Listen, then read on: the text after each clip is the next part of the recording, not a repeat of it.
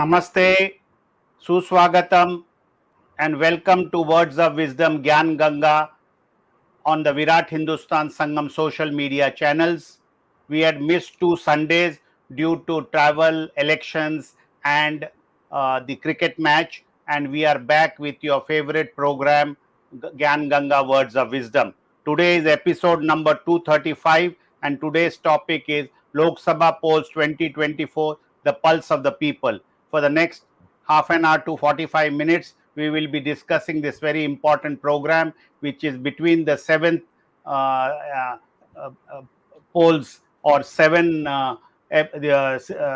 different dates of polls in India, and the exit poll and the results which are coming on the 4th.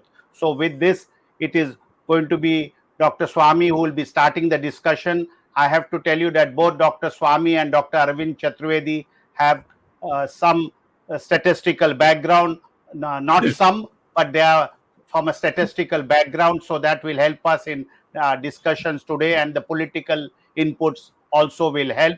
So I wish to remind our viewers that we are not only on YouTube and Facebook, we are on numerous spaces and numerous podcasts and other social media channels, which you can watch us simultaneously on your social media channels. So with this word, it is over to Dr. Swamy to start the discussion on the Lok Sabha polls 2024, the pulse of the people. Over to Dr. Swamy. Thank you, Jagdish. My first prediction or my pulse of the people tells me that BJP will single-handedly not get a majority, and they may put any amount of sample surveys that they want. The fact is, when the results come out, BJP will be around 220. This is what I expect. So the battle will be who's going to get the assemble the majority. My opinion is that if the present majority of the BJP, which has some parties in as members, and they can also put up candidates in tandem with us, that's not enough. Some more will have to come, and they may put a condition that you can have a BJP prime minister, but it will not be Mr. Modi. There is a widespread, and let me tell you that no matter how much you bribe the newspaper people to put all the gloss and so on, the fact is that there's almost a national unity that Mr. Modi should now retire, and perhaps if he wants to go permanently to the Indian Ocean, to the rock there, that's up to him, or Himalayas, wherever. But he has made enemies throughout, not only within India but abroad, and he is not fit to lead this country anymore. I was one of the people who was in favor of his being made the prime minister at that time, but over the years it became more and more self-centered. He got rid of everybody, sent Advani to Margadarshan Mandal or whatever that is called. So many people I can give you. And ultimately brought all the chamchas who had no roots in the country, like the foreign minister we have today, Mr. Jaishankar. What roots he has in our party, or what has he done? The party workers can identify with them. So therefore, he wants to rule himself and Mr. Amit Shah and perhaps Adani, and they wants to rule the country, and therefore there is an undercurrent, very strong undercurrent. So I begin by saying that we will the pulse is that the pro BJP, but not Modi, has a chance. If they come, they would be much better advised, saying that at least in the beginning, they should not aim for the prime ministership. Somebody like Mamata Banerjee could be for some time, and then maybe you can agree that 2.5 years, 2.5 years, something like that you can do. But the fact of the matter is that BJP is going to be the single largest party, so it has to be part of the government, but not necessarily as a leader. Now, I would say another thing is that uh, one must notice that there has been a lot of very clear innuendos which show the unhappiness of RSS. Now, no party can succeed in getting votes cast unless the RSS workers worked work, because they know the expertise. They have no personal involvement in wanting to be ministers and etc., and they do a job effectively. When Nadda said that we don't need RSS, I think they have committed suicide on that spot itself. And I think this party should have an analysis after the fact that this didn't get majority. We should find out why these people spoke like this when there's been the bedrock, RSS being our bedrock. So therefore, those are things that need to be rectified. So I would say the question will be very crucial as to the role the RSS plays, and on that,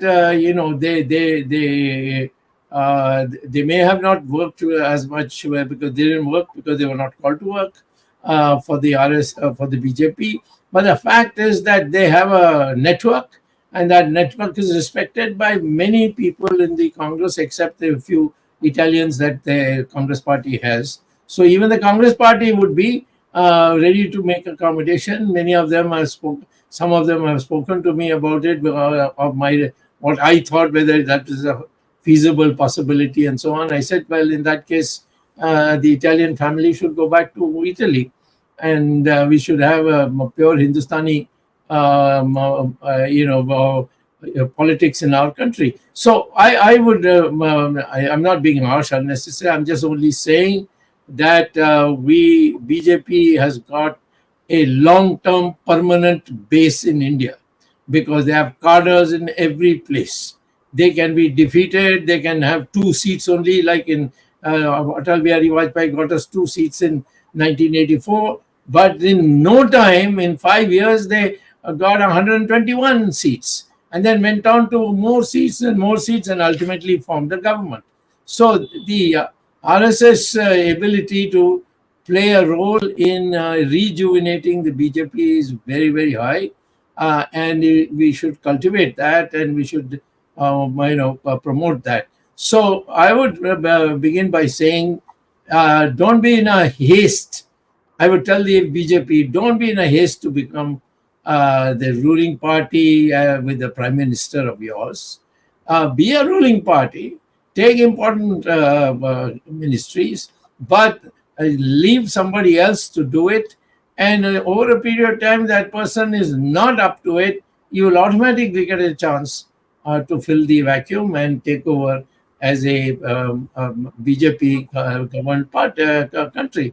So this is what I would say today. But one thing should be made absolutely clear: Modi has done 2 terms, and nobody is supposed to get more than 2 terms.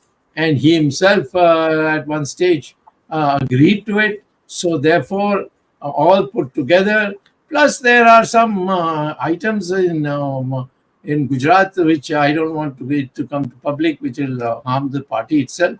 So, let Mr. Modi and, of course, Mr. Amit Shah, who's so intimately connected with him, both go and do some social work. But the BJP should be remodeled the way I gave to you. This is my opinion, personal opinion. I have not based it on any analysis on facts and so on. But in this short term time you have given me, Jagdish, I have put together this thought and put it to you. Over to you. Thank you, Dr. Swami. I would now request Arvind Chaturvedi.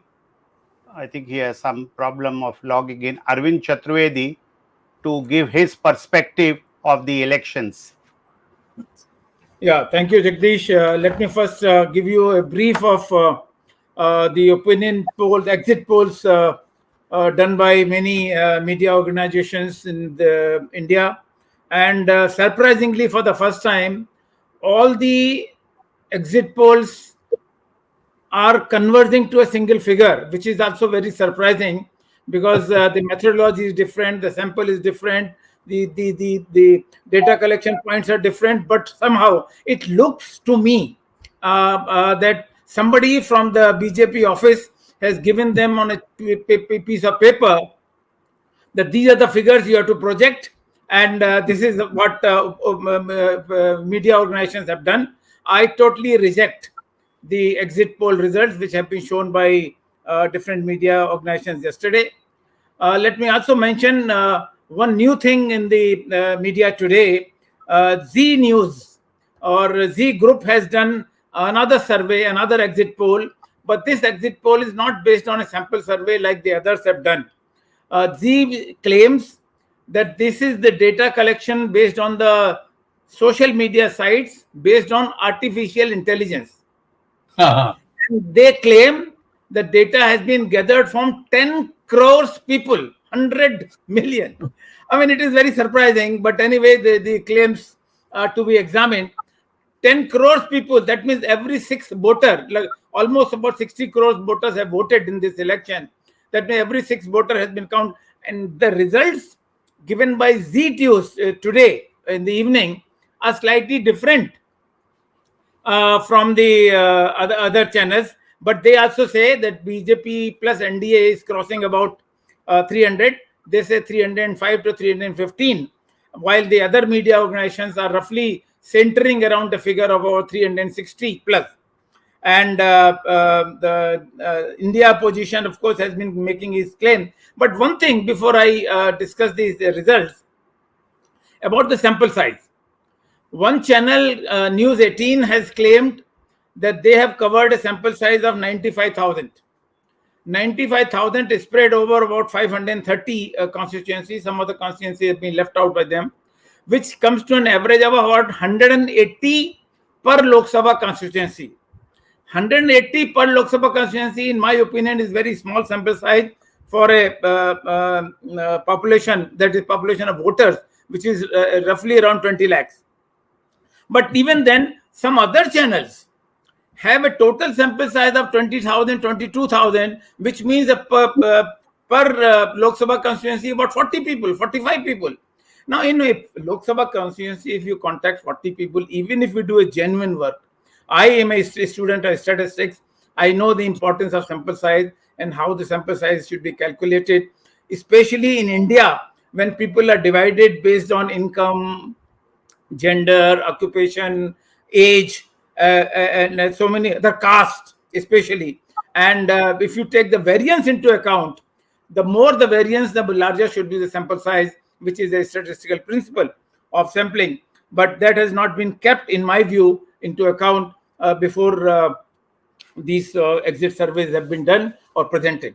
So therefore, the exit poll surveys, whether they present 362 NDA or not, this is out of question. What Dr. Swamy has said about 220 to 225, that is his estimate based on, again, as he said, pulse of the people. Dr. Swamy also has been in Indian politics for more than 50 years now. And he is also, as Jagdish had mentioned in the beginning, a student of economics and statistics. So a professor of student economics at Harvard, he can also judge the pulse of the people. And my views, my estimates are slightly different from Dr. Swamy in this stage, but it is not as high as claimed by the media organizations yesterday, including the ZTV. This is the table that you can see, which is there on your screen, which says that NDA, that is BJP plus allies, they are likely to get close to 285 seats, 255. But this 255, which I am giving to BJP, according to state-wise breakup, is also there. That is also based on some logic, and I'll explain that logic just now. This 255 is the highest. My lowest estimate is 250 and 230. And when Dr. Swamy said give a figure, my figure comes out to be 243 for BJP, 42 for rest of the NDA allies. That means 285, very close to formation of the government. Even if this number is achieved by BJP and NDA, the government is going to be on the edge all the time, and one small party can always blackmail and bring the government down. So this is very great danger to Indian democracy in the next 5 years to come. But let me just explain the logic behind these figures. You see, there are 5 states: Haryana, Uttar Pradesh, Bihar, Maharashtra, and Karnataka. These 5 states cover 206 parliamentary constituencies together.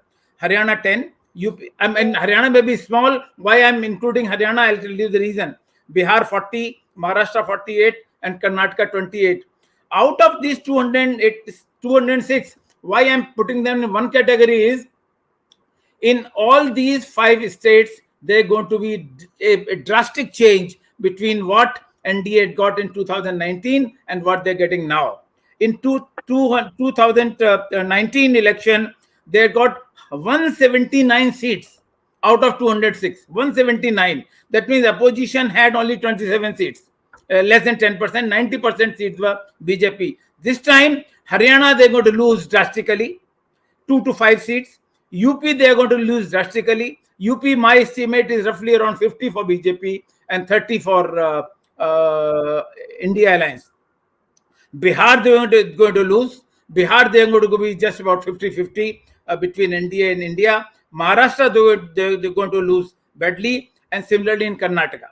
So in these 5 states, the difference between what the seats BJP had got in 2019 and what they are going to get this time, according to me, is going to be between 50 and 90. That means this is the reduction in the number of seats the BJP had got. Second category, I'll put 6 states, which are Madhya Pradesh, Rajasthan, Gujarat, Chhattisgarh, Jharkhand, and West Bengal. Now, first 5 seats are those where BJP had swept almost 100% seats. West Bengal, they had got 18 out of 42. Now, in these states, 5 states put together, out of 147 Lok Sabha constituencies, BJP and NDA had secured 116. And this time I'm putting in second category because this 116 they are going to maintain. There may be 1 or 2 seats lost here and there. Maybe in Rajasthan there may be loss of 4 or 5 seats, but they will compensate that in West Bengal. So putting together, out of 116 they had got in these 5 states, these 116 will be maintained by BJP. Third category, I put the other states: Tamil Nadu, Kerala, Andhra Pradesh, Telangana, Punjab, Assam, and Orissa. These 7 states constitute 148 Lok Sabha seats, and out of 100 Lok Sabha seats, BJP had minimal presence in the last election. This time, BJP is going to improve. They may get few seats in Tamil Nadu. They may get few seats in Andhra Pradesh because of alliance with Chandrababu Naidu. Andhra Pradesh and Telangana both. Telangana, they had 4 seats. They may increase the tally. Punjab, they had only 2 seats. They may improve by 1 or 2 seats. Assam and Odisha, of course, they are going to also get about 4 or 5 seats. So put together in these 7 states, I'm going to put 25 seats additional in the favor of BJP. That means in these 3 categories of 19 states, BJP is going to lose overall because they're going to lose big in the first category. They're going to maintain the second category of 7 states, and they're going to lose. They're going to gain 25 seats in the third category. Overall, BJP is going to lose about 50 seats. And this is a very logical analysis if you go by state number of seats, and the reasons I can also tell you. So BJP is going to get not more than 255 seats in any case. The results from Uttar Pradesh, especially if I analyze, and Haryana, I will not be surprised if Congress gets all 10 out of 10. UP, I will not be surprised if the India Alliance gets 40 and BJP is reduced to 40. Because the wave was sweeping eastern Uttar Pradesh and western Uttar Pradesh, leaving few seats of Awadh area in between. So in eastern Uttar Pradesh, except Banaras, nothing is in favor of BJP. So I'm saying in the last 2 phases actually, BJP may lose 20 seats alone in Uttar Pradesh. and this is I'm saying with a lot of confidence. And therefore, my estimate is going to be not more than 255 for BJP, and the average number of seats is going to be 243 for BJP, 42 for NDA allies. So total is 285. Again, I repeat what I said earlier at the cost of repetition, that BJP will be on the edge. In 2014, BJP had just crossed 270, but with the help of allies, they had some kind of stability in the government. This time, if BJP forms the government will not be stable at all, because any small party will do the jumping around and affect the stability of the government. This is what I have to say, and then we'll discuss. I have one point. Sir. In my opinion, as a member of the BJP, and earlier a member of an MMP of the Jansangh and Janta Party, having known all our people and so on, I would say this, that BJP, if it decides on its own that it will not permit the Congress to form a government, number one, and number two, itself will not make a bid for forming a government, then in a very short period, maybe 3 years or even less, a little here and there, BJP will once again, judging by its past history, will rise and become a full majority party. So therefore, we should purge the party of all the people who have ruined its name. Some people have even said horrible things like Nadda said about RSS. These are intolerable things. You see, the RSS may not care. Say, oh, koi bhi bakte rehta hai, to bakne do. But the fact is that we all have benefited in the elections and other times from the support given by RSS. So we should all stand up, and all those who spoke in these terms, they should be isolated, and so that there's a new formation for the BJP. That's just want to add to that. Yes, Ramesh. Jagdish ji, you go ahead first. Arvind, Maharashtra is important. I have not quickly done the calculations of what you have put up. But if you are telling me that Uttar Pradesh and Bihar, the BJP is not going to be doing well, then I am surprised how the figures can add up to your total, because you have said Uttar Pradesh, I said, I don't know, 50. Did you say 50 out of 80, which was last time 64 out of 80? Uttar Yes, Pradesh. correct. Yeah. So I don't know from which are the other states it's going to recover. Maharashtra also, although your Maharashtra figures are a little different, Maharashtra, it appears that both the parties, BJP has NDA has a slight edge, but it won't be like last time's 41. It could be 25, 26 out of 48. So I am not very sure after all these losses how your figure is coming up to that figure. I hope it is true. As a BJP man, I would like the BJP or NDA to be in power, but from your calculation, at least this is my prima facie observation. Another point which I wanted to make is, I've been watching many of these channels, and the way they are projecting and correcting it. Rajasthan, they say there are 33 seats NDA is leading, when there is only 25 seats in Rajasthan, and so many other things. For example, I am told that there is a tweet saying that 13 seats will be won by the Congress in Tamil Nadu. And I think it is corrected by the Congress spokesman that we only contested 9. 11. Subject to correction. 9 or 11, Yeah. something. Yeah. So these are some of the things. Maybe they are by oversight mistakes. But for example, if you see what the national TV channels and newspapers are saying about Maharashtra, the Marathi TV channels and the Marathi newspapers have a different picture. So I don't know who is glued to the ground. Everything will come out on the 4th, but it appears that these what you say exit poll seem to be some sort of a racket. In fact, I don't know, the earlier it is banned, it is better because it is totally confusing. And the biggest thing is the newspapers next day produce poll of polls. Yes. They put together all this and say this is the average total of what people are saying. That is not statistics. Poll of polls is no statistics. We don't know each of the sources of the different agencies. So this is my prima facie comment. I think now Ramesh has some questions. Yeah, 1 second, Jagdish. Let me just remove this. Arvindji, I noticed that in Tamil Nadu, you have given BJP 3 and rest ND. That, let me put it this way, and basically you're saying ADMK is 0. I think that's a little bit far-fetched in my personal view. Okay, 3 for BJP is absolutely not possible. Only one. Dr. Swami predicted 1 in Tirunelveli, Nayanar Nagendran.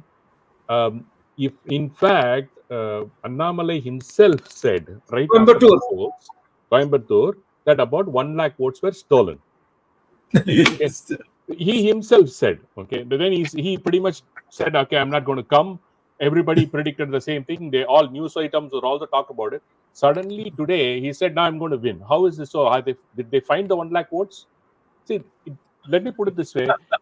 Based on what I know, what I have spoken in Coimbatore, DMK has worked very hard to ensure that Annamalai doesn't come, irrespective of the fact whether it's popular, whether we want him to come, candidate. So we want obviously BJP to win. But the point is, you have to understand DMK has put an extra work to ensure that he is defeated. So from that angle, I think Tamil Nadu is going to, probably BJP is going to be 1, other maybe 1. But other than that, I think it's going to be a fight between DMK and ADMK. I have a feeling that ADMK will spring a surprise in 1 or 2 seats. They might spring a surprise, is what I feel about Tamil Nadu. Overall, Dr. Swami, I have not like a day-to-day into Indian politics, but I do understand some of it.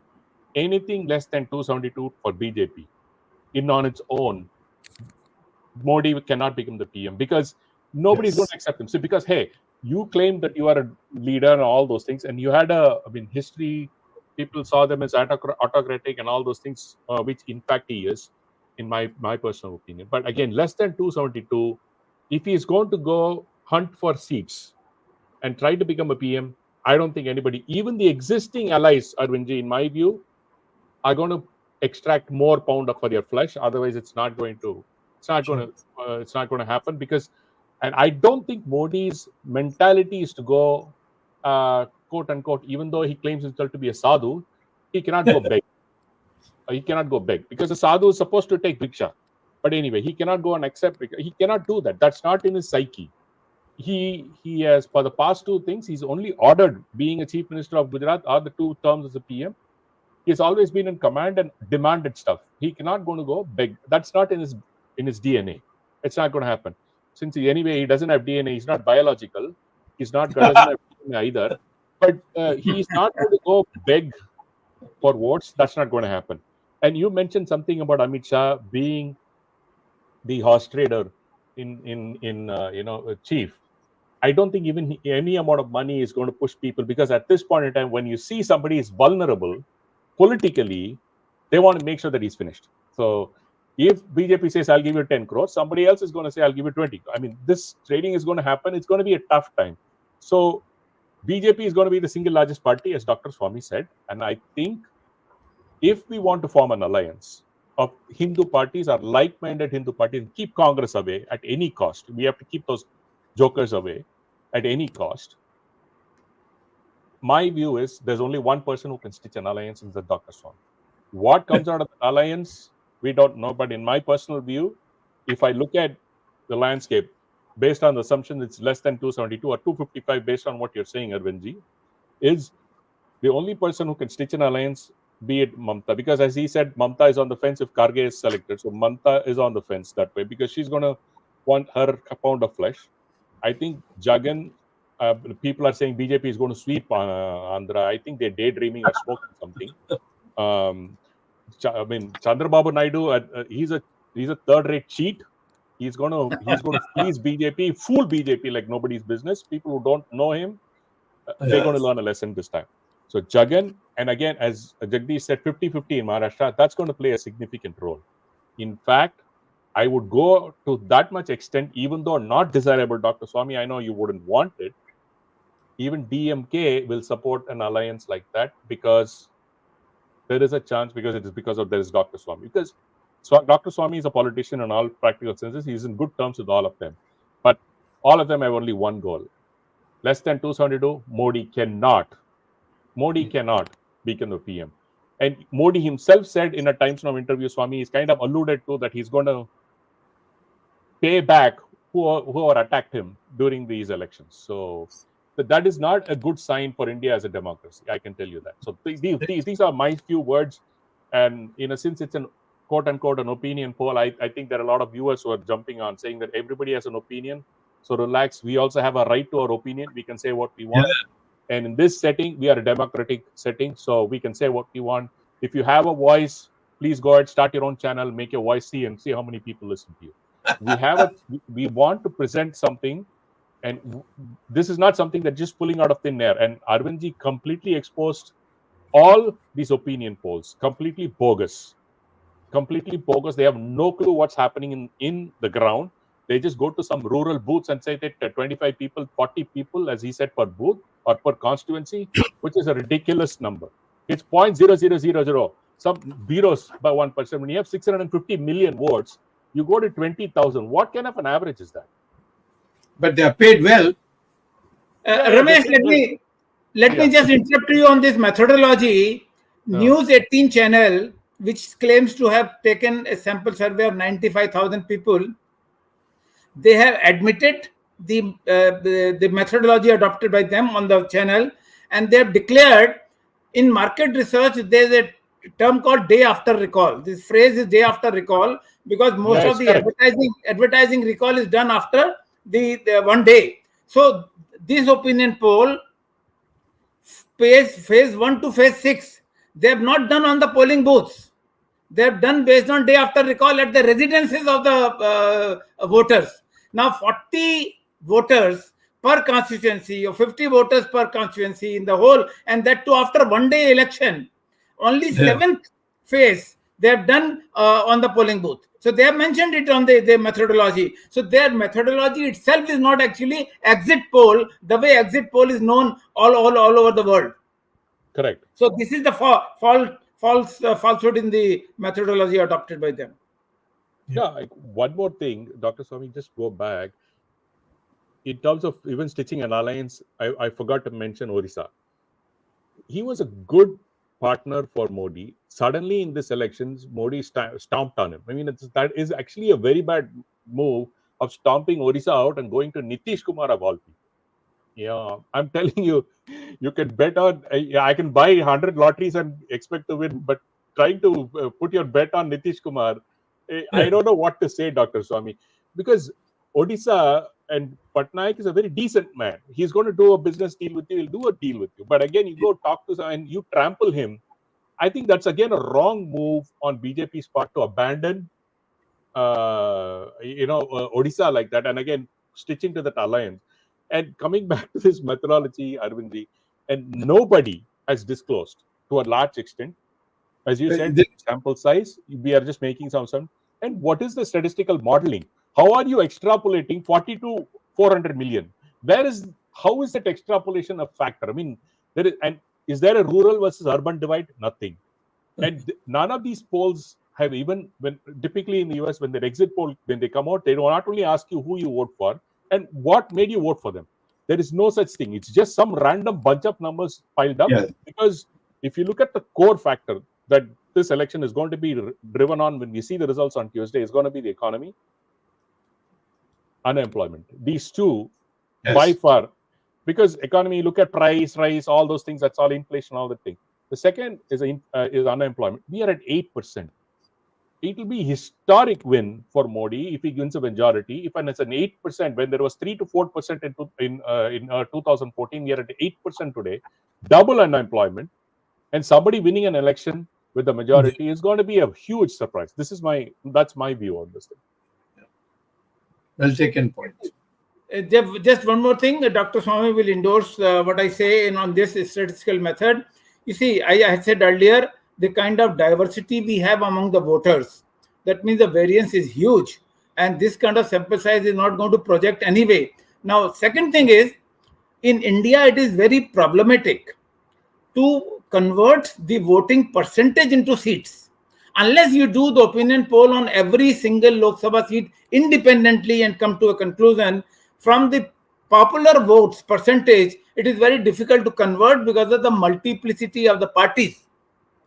One party which was with one alliance in the last election, now they have switched the sides. You cannot really transfer the votes. For example, look at what is happening in Uttar Pradesh or what is happening in even Andhra now. Chandrababu Naidu going and coming in Ram Vilas's Paswan's party from 2002 and onwards, jumping several times. Nitish Kumar jumping several times here and there. It is very difficult to consolidate one party's votes and convert that. So conversion of popular seat, they say BJP is going to get 52% votes. 52% votes overall. That does not mean that 52% in all the constituencies.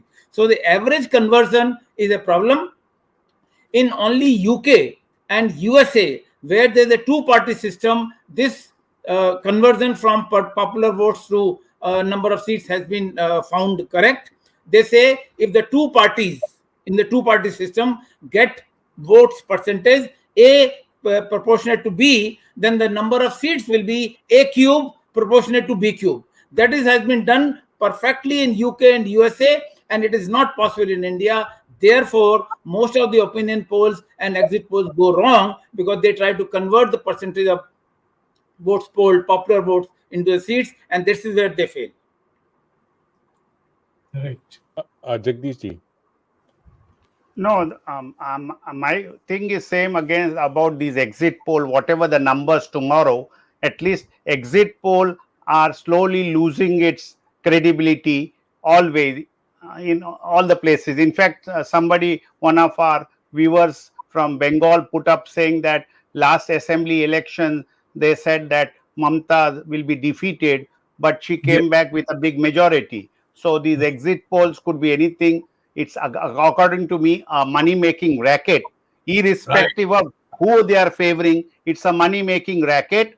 And one very reliable person in the BJP told me in the 2019 elections, he was there in a very popular channel, which also runs a chain of newspapers in India, that when they had a discussion with three people, staff and himself, he was from the BJP, they were having some stupid figures, and he told them these figures don't look reliable, especially from Kerala and Tamil Nadu. They had given 5 each. Tamil Nadu 5 BJP will win, and Kerala some 5 BJP will win.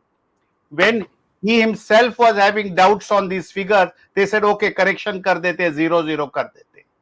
So this is the type of things which we hear. And tomorrow, day after tomorrow, at least these facts on these exit poll will come out, and the pulse of the people will be known. That's my comment. But if what Arvind says is Bihar and UP, there's going to be a different pattern. At least Bihar thing, everybody admits it is not going to be 39 out of 40. Last election, it was 39 out of 40 for the NDA. And perhaps all these exit polls are saying it will be less than 30 or around 30 or something, even less than that. That is one unanimity at least. That if what Arvind Chaturvedi says about Uttar Pradesh and what I feel strongly about Maharashtra and some of the southern states, I think what Dr. Swamy has been saying, perhaps it is closer to that number. But anyway, the pulse of the people will be known on day after tomorrow, on the 4th. Maybe by this time we can have another discussion on our channel to review the actual pulse of the people.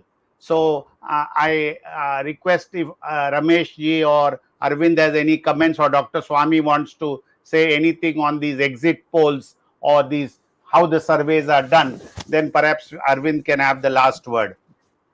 The only thing I will say about the exit poll, Balas, is that the next government if it is not afraid, should investigate who gave them the money, and you will know exactly how it is being motivated. It's about time to expose them as people who are paid for giving the kind of opinion they do. I'll just take 1 minute to tell you one small story. In 1984, when I left my market research job and started my own firm called Pulse, in fact, coincidentally, it was Pulse Marketing Research Consultants, and I did an opinion poll for a newspaper called Patriot. Patriot newspaper was edited by Mr. R.K. Mishra, who later on joined Reliance Observer Foundation as a head. And he told me when he invited me for opinion poll that I'm conducting this opinion poll the first time in my life for the newspaper. So I conducted an opinion poll for Delhi when Indira Gandhi was assassinated, and Rajiv became temporary prime minister at that time when the polls were held in October 84. I predicted that Congress will sweep the Delhi polls and will get about 66% votes. R.K. Mishra was not convinced with my report. He told me, what variation do you have in the percentage that you have mentioned? What is the limit? So I said, statistically, we can calculate the limit because based on sample size, we have a margin. So for each seat, I calculated the margin, and then he printed the report on the third page, but he printed the margin on the first page, front page. And he said, since I'm not sure about this opinion poll, and we are conducting for the first time. Now, what happened after the election came out? Congress exactly got the same percentage of votes which I had predicted and swept Delhi polls with 7 seats. R.K. Mishra wrote an editorial on the front page. And he said, I did not ever believe in any opinion poll till this. I'm talking about 1984 story, which is 40 years back. And then he wrote a note that this agency, that is my agency, Pulse, so he said, I'm going to give them regular opinion poll work. So immediately after Rajiv Gandhi became prime minister, I did another opinion poll and then several other opinion polls for that newspaper later on. Now that is as far as the opinion polls are concerned.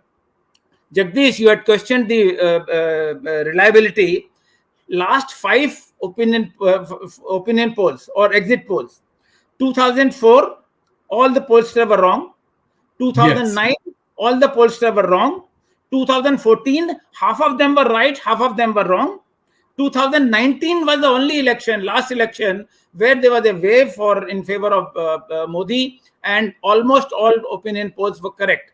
2019 election. But if you look at the history, it has always been lukewarm, hot sometimes, cold sometimes. That means right sometime and wrong sometime. So this time, we all know how the media has been captured by the ruling alliance. And therefore, I have already said in the beginning, the figures projected by all these electronic media channels, I feel that some paper or some chit had gone to these offices by giving them some kind of number, and they had just put, जैसे आपने बोला, दो इधर कम कर दो, दो उधर बढ़ा दो, and that is how the similarity of the opinion polls. So therefore, I had rejected it in the beginning of the program itself.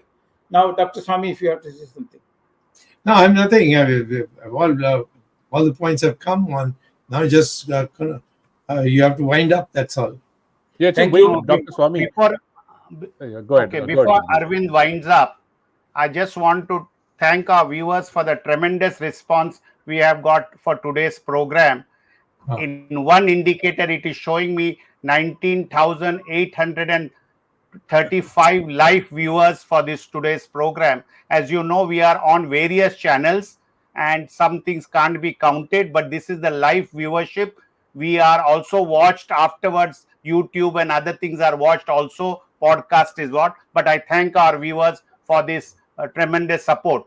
But one piece of advice, a pulse of the people, Mr. Modi had 2 days meditation at Kanyakumari, and perhaps the direction which he sees, he would be seeing east, and if he is seeing, I would say northeast, if he sees, he must have been reminded of the Ram Setu, which is to be declared as a national heritage monument, and I hope he would have got the enlightenment in these 2 days, and hope if he is coming back to power, he will implement this thing in the first 100 days of declaring the Ram Setu as a national heritage monument. But those things apart, we will hope to have a special program on the election result day, that is on the 4th, perhaps around the same time, 8 o'clock Indian Standard Time. It's over to Arvind Chaturvedi. He will not, by the way, he will not on that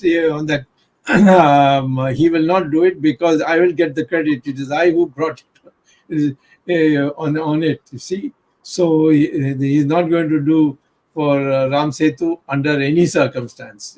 In fact, Nitin Gadkari had prepared the whole thing, and then the Mr. Patel, who was heading the our culture ministry, he also prepared a beautiful note. He sent it to Modi, and Modi just put it in his drawer. And the last 9 years, he has not dealt with it. So that is the kind of mentality he has, and we must have no more of this in our country if we call ourselves a democracy. I have only one point, and Arvind, this is more of a question to you. If all these polls are predicting, as we see, close to 400, so in 2014, the huge anti-corruption so-called Modi wave, 2019 massive Modi wave, could not cross beyond 320. What makes you think that, what wave are we seeing today? This push can go to 400. I don't know. I'm just trying to see. If you are going to do, you're going to do at least a 20% better performance than even 2019. There should be some trigger. What is the trigger that you see? I mean, there should be something, some logic in saying that, you know, you're making these kind of projections, huge numbers, close to 380, 390. Where is the jump going to come from? Yeah. This figure is, I mean, it's totally illogical. Nobody can explain how these opinion polls state-wise, if we count and question that which state, how many seats they can get. There is no reason. And the kind of discontent that people have, the kind of dissatisfaction people have, especially young people without job and without employment, I mean, and the kind of price rise that you have, the dissatisfaction in the country is going to reflect in the form of the results from the machines. And I'm sure BJP will not get the majority of its own. But just one question to Dr. Swamy, one brief question. Dr. Swamy, what is the probability of Nitin Gadkari becoming the Prime Minister? He deserves to become, but in politics, there's no such thing as probability. Yeah, Devagowda is one example. He deserves to become Prime Minister, and he will always get my support. Because BJP is going to be the largest party in any case. So the president will call the BJP. Now BJP will have to go and then present a leader that we are going to form the government. They will have to show that they will either prove majority on the floor or convince the president that they have a majority. If he in 1996, Atal Bihari Vajpayee was called to form the government, though it was a minority government that lasted for 13 days. Dal Sharma's mischief. He gave him 13 days and then did chutti to him. So, in fact, Vajpayee should not have even accepted it. But, for him, it was bonanza. So, no. The question is, the single largest party definitely will be called first. And the single largest party will be BJP, even now, despite all that Modi has done to it. So, at that time, there may be parties which will come together. We will have to employ, it can't be done by a single person. It has to be a teamwork. We will go to different parties and find out. You can't have every party. You can't have the Congress party supporting us. It will be something that will be a disaster for our standing. But there are so many other parties. That is what is to be seen. And that we will have another session when the results come out and the government making starts.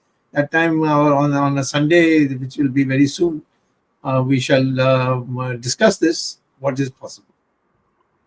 Thank you, Dr. Swami. It's always interesting to discuss the possibilities of different parties or different combinations forming a government, and especially after the election, the discussing the polls. It is neither here nor there. Nothing predictable can be said, but yes, different angles we can examine what is being said and what is being observed. Thank you very much for giving us the lead and informing us your point of view, how the governments can be formed and how the government can be formed in the week to come, the next week actually. Thank you, Jagdish Shetty ji. Thank you, Ramesh Swamy ji, for anchoring this program for such a long time. Thank you all the viewers. As Jagdish said, there's a huge support today for such an interesting program. Thanks the technical team led by Ashish Shetty, Swami Lion, Tejas Navalgul, Gadgi Rakesh, Ishwar Iyer, Aegis, and Vishal. Thank you very much. As Jagdish suggested, on the 4th of June, day after tomorrow, we may come again to discuss this election. And maybe by the next Sunday, the new government will be formed, or it will be very close to the formation of the government. And we'll also be discussing that in future. Regular Words of Wisdom Gyan Ganga program, 8 p.m. Sunday. Thank you. Till then, Namaskar and Jai Hind. Jai Hind, Jai Shri Ram. Jai Ram, yes.